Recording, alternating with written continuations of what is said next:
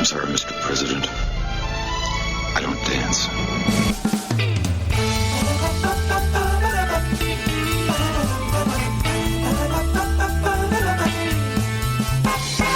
I went flying over the handlebars of the snowmobile.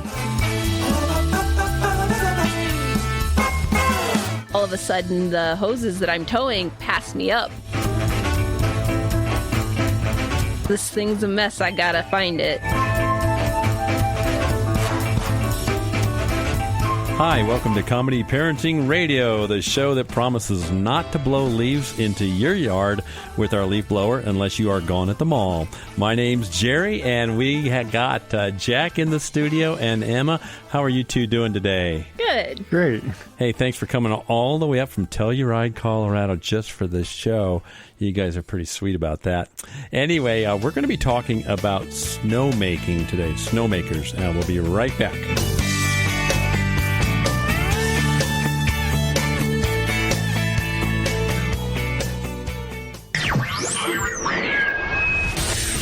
Speak up, because you can. Your mind is a powerful tool, and so is your freedom of speech. So use it. It's what separates you from being a number to being an individual. Thoughts, beliefs, opinions, creativity. It's what makes you, you. Stand proud and say it loud. Know your rights. Know your freedom to speak. This message is brought to you by the National Association of Broadcasters, Education Foundation, and the Broadcast Education Association. Comedy Parenting Radio. Way hey, up she rises, way hey, up she rises, way hey, up she rises early in the morning. Shave his belly with a rusty razor, shave his belly with a rusty razor, shave his belly with a rusty razor early in the morning.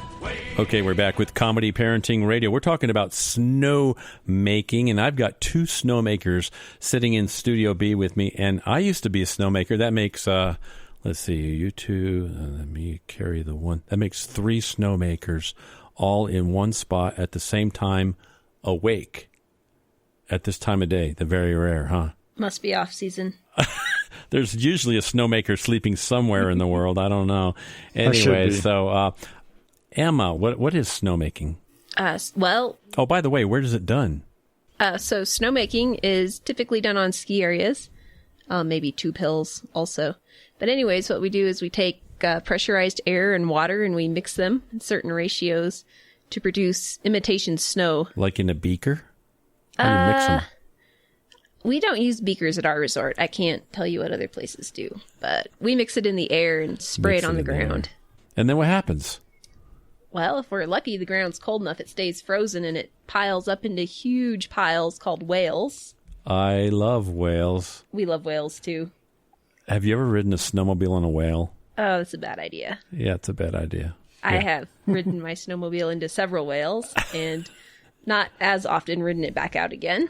Well, if they're wet and mushy, you can get stuck, can't you? You can get stuck very quickly. What if they're frozen hard after a few days?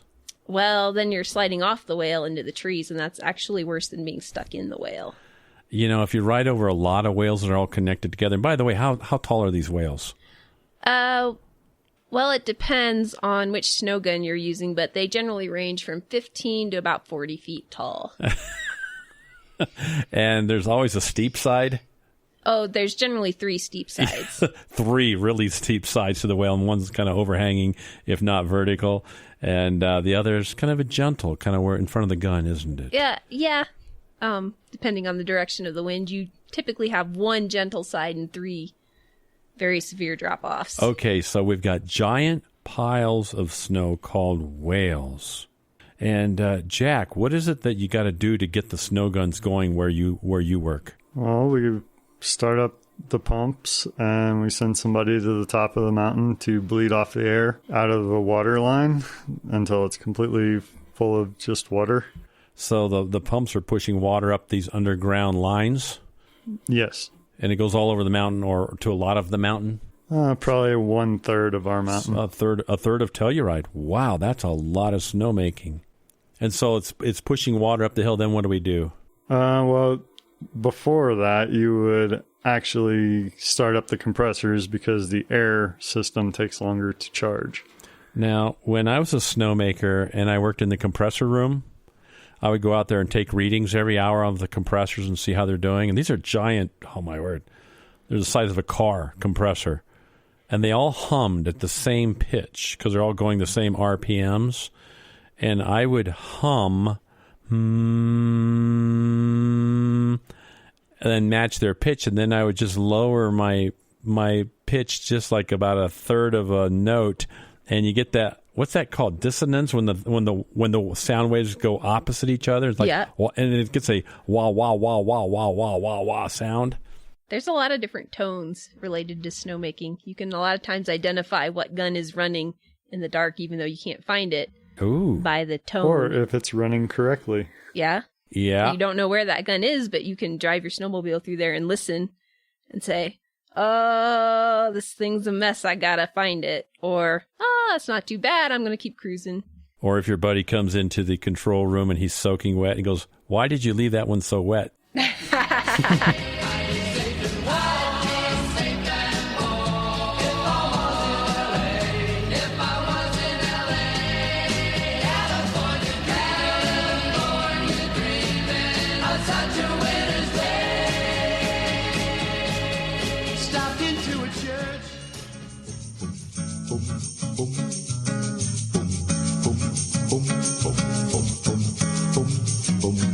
Are you a failure as a parent or grandparent?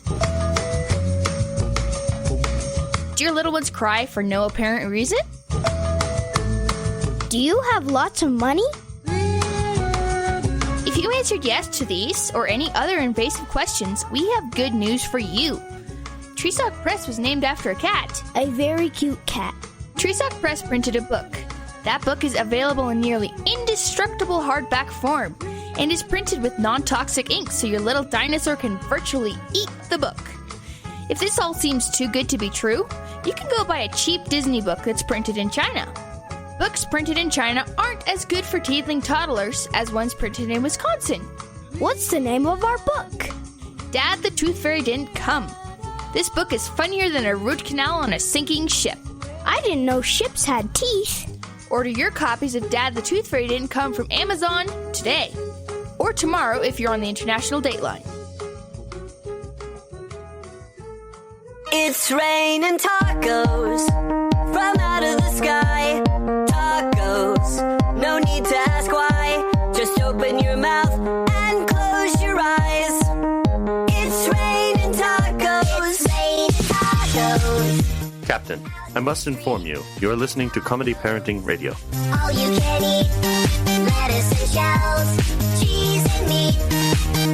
It's raining tacos. Okay, it's Comedy Parenting Radio. Snowmaking in the high country. What elevation are you guys at where you make snow?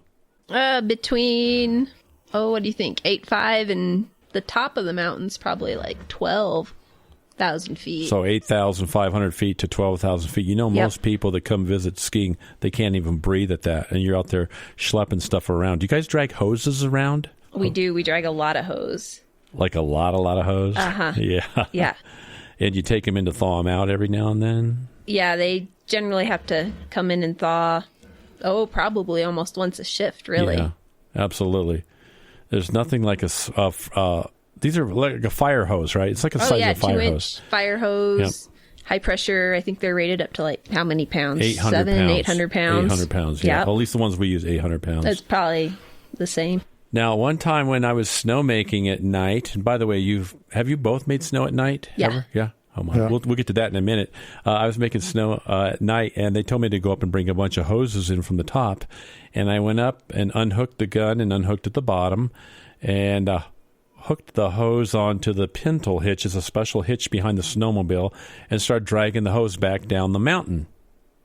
And these hoses would have been about 5 lengths long, all hooked together. That's just how I did it. About 250 feet dragging behind. Yeah, about 250 feet. And I'm driving straight down the mountain. All of a sudden, boing, I went flying over the handlebars of the snowmobile. Did you take the windshield with you?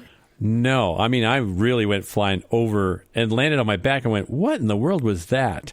I walked up and looked, and somebody had tied the hose to a sign with a rope and didn't tell anybody. And so when I went driving down the mountain, it was like a human bungee with the snowmobile. Hose, like while you were driving away, or it was just tied from I was driving setup? away, and it was tied about halfway down. So I had about 150 feet of hose. So Just I drove enough to maybe get going 300. fast? What's that? Just enough to get going fast? Oh, yeah. I was about 100 yards. Has anybody ever had any difficulties on snowmobiles? A few. My first year at a resort that I worked at once, they give the rookies really the worst sleds because they figure you're going to destroy it anyways. Yeah, that's because the veterans destroy the machine, then give it to the rookies the next year? Yeah, right. Okay. Yeah, after it's actually already destroyed. Yeah. And we were pulling the snowmaking equipment off of the run, and I was coming along behind the people who had dragged the hoses out and attaching all these hoses to my snowmobile. And I'm coming down this pitch and trying to take it slow, and I get going to where I can't use my brake anymore. And then all of a sudden, the hoses that I'm towing pass me up. Oh, yeah. And one of them got wound up in my snowmobile track. Lord. And then when I finally got stopped, I wasn't able to get it started again. And I had all this hose wound up in my track. And it's getting to be daylight, and they're going to be opening the run to skiers in like an hour. You're all tangled up in fire hose on your snowmobile. I am tangled up in, probably 400 feet of hose. Oh, my. In the middle of the mountain. And it took a while. We got it all separated out, and I finally got back down to the bottom. And then when I was going uphill, it's okay because the hose stays behind you. Right. Now, isn't it kind of cool when you're dragging hoses with the snowmobile, Jack? Have you ever looked back behind you and seen the hose whipping around? Does it ever do that? Yeah, it looks like a snake. It does. It looks like a really, really big snake whipping around. It's kind of fun to go close to the people who are walking uphill at night with their headlamps on. And you see them, but they don't think you see them. So you take that whipping snake and go really close to them, and they all go running for the trees. I love doing that. Can't say I've ever done that. Well, I wouldn't say it on the air. That might be why I'm not making snow anymore. I don't know. All right, Comedy Parenting Radio. We're talking snowmaking. We'll be back in just a minute. Just let your love flow like a mountain stream, and let your love grow with the smallest of dreams, and let your love show. Steven. Who said that? Me, down here. Ugh, what are you, a yellow booger? I'm a banana slug, Steven. What are you doing in my room? I'm your sense of adventure. It's been a long time since we've had an adventure in the forest. Mom took me to the forest last year. I'm a slug, Steven. It took me a long time to get here. You're right. I should get out. Yeah, the forest is not that far away. Hey, Mom! Come to the forest where the more adventurous you lives. Check out discovertheforest.org for cool places nearby. Brought to you by the U.S. Forest Service and the Ad Council. One could end up going to prison. One just might be president. Only in America, dreaming in red, white, and blue. Only in America. I took my potato cannon to snowmaking one night. And so I was working up in the control building, and, after a while it gets kind of settled in, and I would go out in the dark, and I would shoot my potato cannon at the guys driving around on the snowmobiles. I actually got one guy one time. He came in, and he had just this big old welt on his leg. So, what's the coldest you've ever seen when you're snowmaking? -18. Man, -18, that's pretty cold. How long do you stay outside when it's like that? Just whenever you're done with your run, or you just feel like you're gonna get frostbite. Okay, you've been listening to Comedy Parenting Radio. We've been talking about snowmaking. We have Jack in here and Emma from Telluride. That's a cool ski area. I hope to get down there and ski with you guys sometime soon. Thanks for coming out today. You're welcome. No problem. And when you guys go, why don't you just go ahead and take those wet headlamps and hard hats with you, okay? Bye-bye.